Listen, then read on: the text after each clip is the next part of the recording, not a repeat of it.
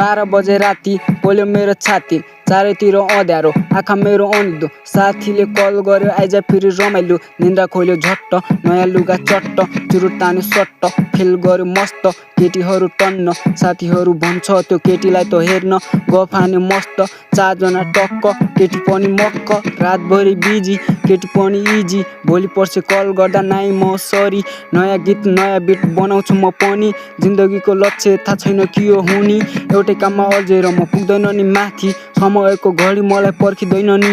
दुःखहरू समेटी गर्नुपर्छ अगाडि दाजुभाइ गजेडी समाज फेरि उस्तै शङ्का गर्छ मलाई कुरा लाउँछ के घरमा झगडा जहिले गाली खाएँ मैले आँखा मेरो लट्ठ दिमाग त्यसै तात्छ 12 बजे राति फेरि जक्सनतिर हिँड्दै 12 बजे राति पोल्यो मेरो छाती चारैतिर अँध्यारो लाइट पनि गएको चुरुटको यो गन्ध पसल पनि बन्द चारैतिर भौतारिए सिटमा बसेर खोज्न थाले यताउति भेटिनकै पनि ओडा भयो झन् मलाई कहाँतिर जानी याद आयो केटाहरूको अड्डातिर हिँडी केटाहरू टन्न तोप तान्दै व्यस्त मैले पनि लगाइदिएँ 4-5 गफ झ्यापमा बसेर आँखा मेरो रातो अनि दौनी भएको बिहान घर आएको 12 बजे राति फेरि जक्सनतिर गएको।